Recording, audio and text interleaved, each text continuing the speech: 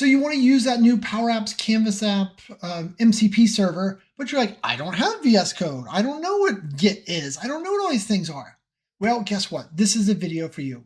Earlier this week, I released a video that showed you how to use those tools to create brand new Canvas apps, edit Canvas apps, and even find bugs in your existing apps, right?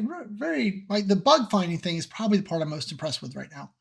But the hard thing is most of us are not pro devs. We don't have VS Code and all those weird things that have to get installed.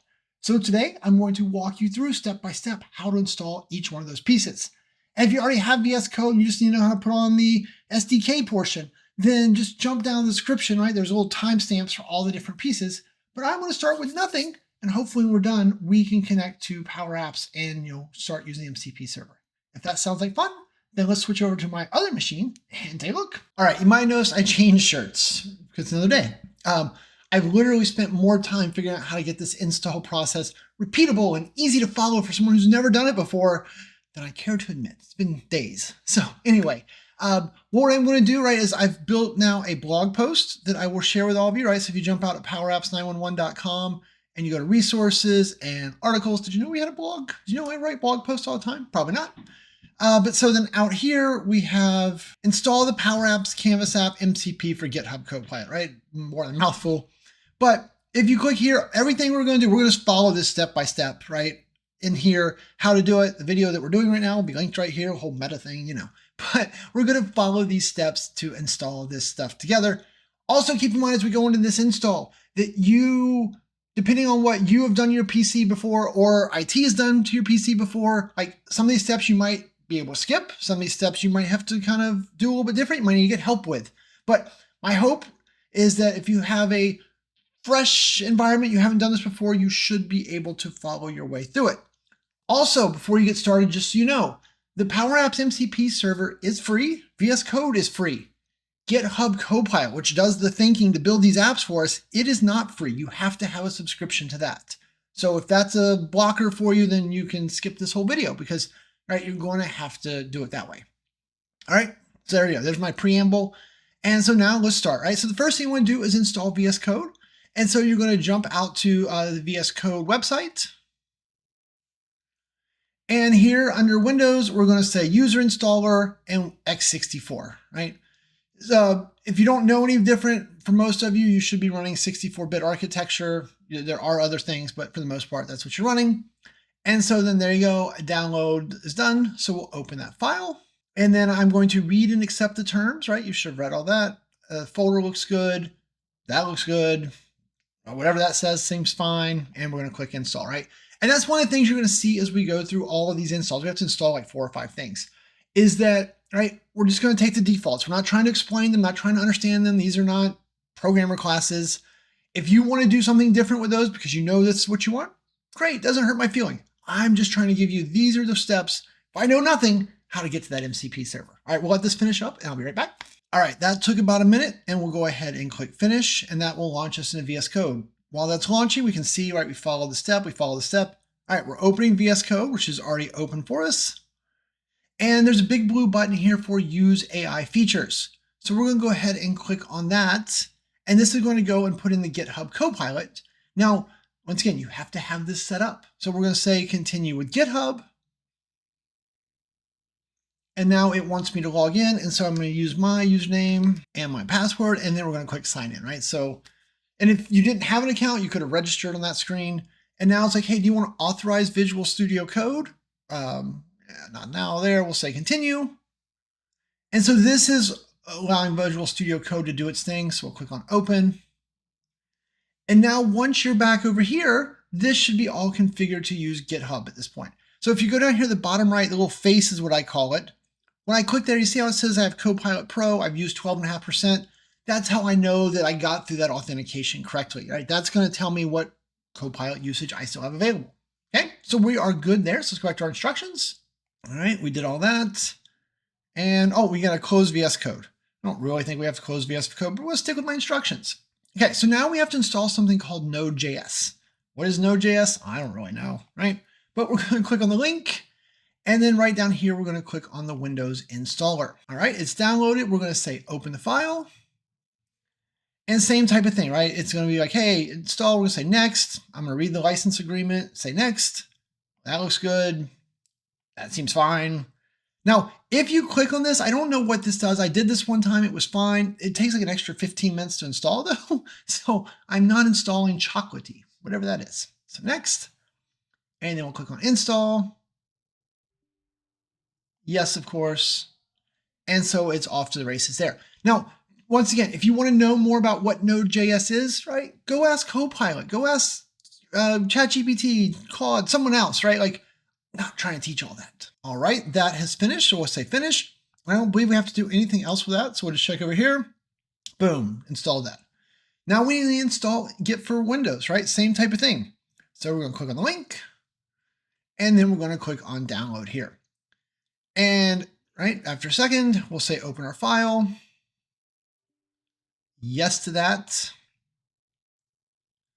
Oh, more licensing to read. Yep, you should read that. Next, next. Sure. Whatever that says. Okay. Yep. Sure thing. Yeah. Why not? Of course. Maybe. Sure. Sure. Sure. And it's installing. Once again, I have no idea what any of those things said. I didn't even try to learn. I just wanted to get this to work. It said you need Git for Windows. So I went and did Git for Windows.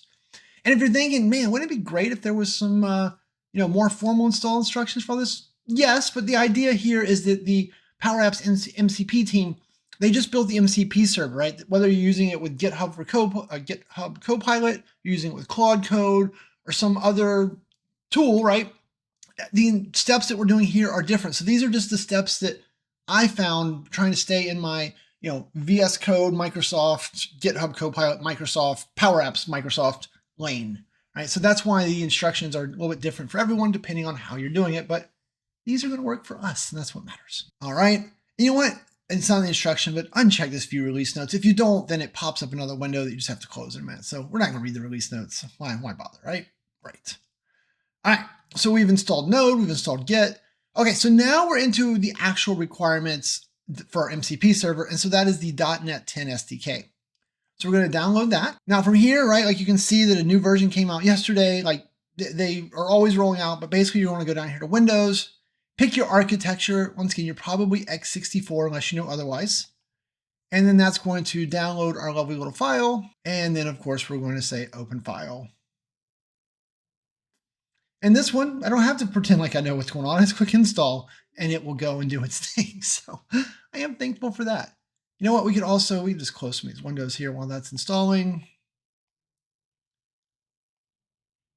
Okay, give that a second. All right, that one's done. That's probably the slowest of the installs. It probably took 2 minutes. So we'll close that. Okay. And so then next up, right, we've got install PowerShell 7. So this is one of those ones that got me, right? Because like my computer already had PowerShell 7 and my first laptop had it. So this didn't come up until like my third or fourth try, but you need PowerShell 7. So once again, we'll click on there. Probably a better link I could have used, but I like that one. That's the one that they push you to. We'll say get PowerShell 7 and then install on Windows. Scroll down here. And then here, you probably want the MSI package. That's what we've been doing all the other installs as. And so then now once I click that, there's a link there for the WinX64, not the ARM, right? You don't want your ARM unless you have ARM, which is a different tech, but you probably don't. Okay, and so then we'll open that one. We'll say next. We'll say next. Notice a pattern here. We'll say next. We'll say next. And we'll say install. We're going to say yes and also finish, right? So we are done with all the crazy installs, I believe. Well, all the, download stuff, okay? So now it's finally time to go back and open up VS Code, right? And I'm about 13 minutes real time in case you're wondering like how long it took me to get through all that stuff with all the extra talking, right? So here we're going to open up our friend Visual Studio Code again. So we'll start to type in VS Visual Studio Code. Okay, and so the first thing you want to do is you want to click on terminal up here and say new terminal. Okay, guys, this is what's going to get us into the experience that we're looking for. And so then at the prompt down here, right, and you can close this. There's a lot going on up here, right? So you could close this and kind of drag this whole thing up a little bit, which I don't do enough, but I probably should. And so here we're going to type in Copilot. And when we do this, it's going to try to launch, and it's going to say, hey, you didn't install the command line version of this. So we're just going to do a Y and hit enter there. And so now it's going to use those other things that we've given it to go and get all the pieces it needs. So there's probably a way to do that more directly, but I thought this worked, so why not just do it this way? So we'll give this a second to run. Okay, so now it's done. Now it's like, all right, I got this. Do you trust the folder that you're in, right? Do you trust the files in here? I think yes, and I'm gonna say remember this for future sessions. You know, once again, this is your computer. You make the right decisions for you, but I feel good about it. Now it's like, hey, you should probably log in so you could use a feature. That makes sense. So I'm gonna do a /login here. And then it's like, what type of account? GitHub.com or GitHub Enterprise, whichever one you have. So for me, it's GitHub.com. We'll press enter. Now, when it gets to here, if you just press enter a second time, it will automatically open the browser up where you need it. And then you can say, yes, I want to activate this device. And then if you do a Control V, it put in the clipboard for you. Very nice of it, right? That's the code it needed. So we can hit enter there. And then it's like, hey, are you sure you want to do this? I do. So authorize GitHub. Congrats, you're all set. So now if we jump back over here, right, this guy is all set. Now I don't remember what's next, so I'll just go check my instructions again. And so let's see, we did the login, we did the enter, we switched back to VS Code. All right, now we need to install the PowerApps MCP. So for that, I'm going to copy this, right? I don't want to type it all in. So Control C, we'll go over here. We will just paste that in straight up the way it is, and we will hit enter. And after a second, right, it's like, hey, added successfully, perfectly, right? So we'll go over here. We also need to run this same thing as well to get the Canvas app specific stuff. So we'll say copy. We'll go back over here. We will paste that one in. We'll hit enter again. And then look, installed 5 skills. Okay, so then now we want to use them, right? First thing we really need to do is close this, right? So you're gonna do this a lot. You're gonna exit. You're gonna just press the up arrow, so Copilot's back in there, hit enter, right? This gets all the pieces sunk in, whatever that word is. And now that that's sunk in, if we do a / and we hit the up arrow, you see these Canvas app pieces? Those are the different Canvas app stuff. So it's there, so we know we're in business. Okay, so let's check our instructions, but we've done that, we did that. So now it's time to test our hard work, right? Let's make sure this all worked. I don't want you to think I pulled any shenanigans. And remember, I left already, or if I did not, there's up there the link to the video that shows you how to use the tool fully. I am just here to make sure that this works right now, right? So we're going to jump over to our friend make.powerapps.com. All right, that took me a minute. I had to sign in. Like, I've never used this PC before, right? So there was no shenanigans, but I had to sign in. So we're going to click on create over here on the left. And now we're going to say create from blank, and we're going to do tablet size. Okay, so it's going to create a blank tablet app. I know, shocking. Okay, so now the app is here, right? The first thing we need to do is hit save, and then we'll give this a name. New install W11. I know, right? For Windows 11, right? They made a little VM to do all this in. And so then now we need to turn on co-authoring. Don't forget this step. So settings, and then updates, co-author. When you do this, it's automatically going to update. So we're going to say update. All right, and so it reloads. And after it reloads, weirdly enough, it's best if you just go ahead and hit the refresh button again and force it to reload. And the reason for this is the co-authoring stuff sometimes gets overwhelmed. And so getting it turned on and set and then doing another refresh gives you the highest chance of success. So I don't know, just one of those little things I've picked up along the way. Okay, now we're going to copy this URL, right? So Control C. And right, if we're checking our instructions, right, we did the make, we saved it, we enabled co-authoring, we did the refreshes. So we go back to VS Code, and we're going to now type in configure Canvas MCP.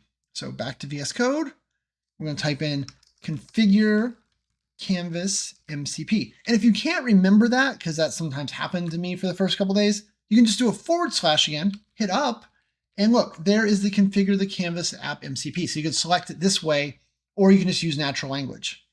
But if we do this, it is going to first check that you have the .NET 10 installed. We did that, so that should come back fine. And then it's going to ask us how we want to deploy this thing. We want to push it globally, so I'm just going to press the enter key. And then now it's like, all right, what app do you want me to work on? And so we're just going to paste that exact URL that we just had and hit enter.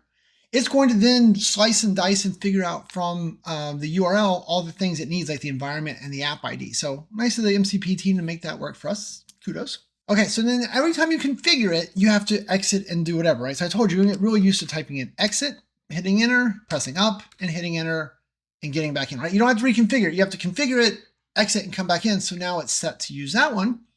And so then now we should be good. So we want to test it out. And if we want a easy prompt, because you want this test to go as fast as possible, we might try something like create a green welcome screen with a blue button, right? So we'll say Control C, we'll go over here, and then we are going to go ahead and paste that in. And we're going to hit enter, right?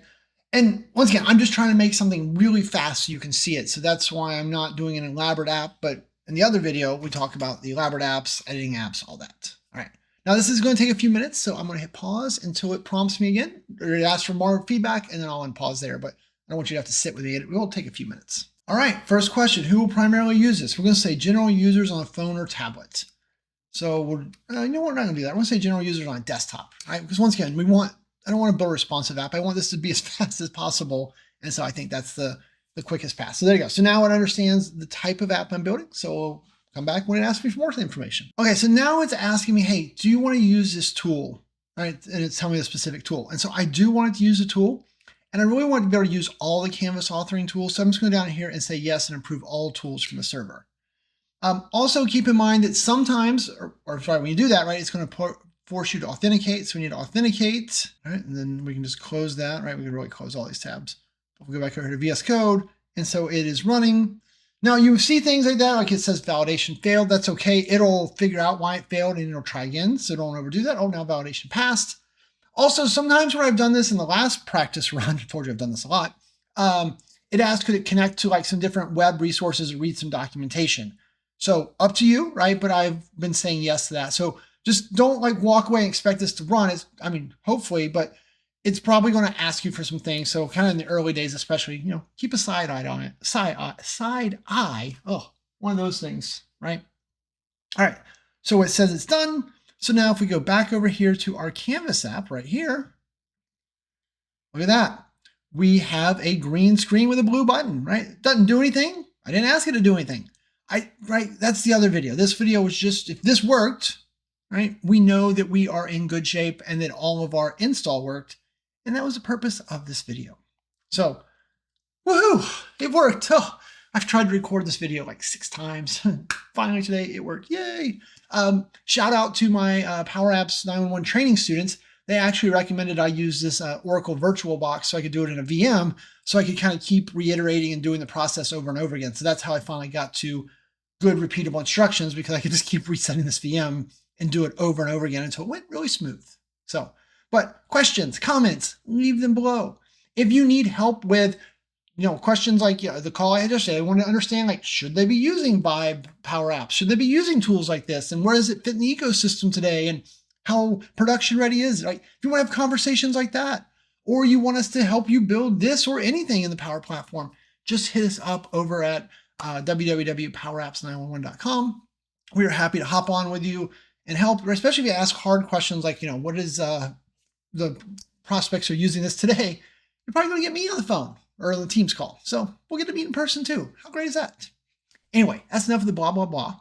I will see or say thanks and have a great day. I think that's how we end these things. Anyway, bye.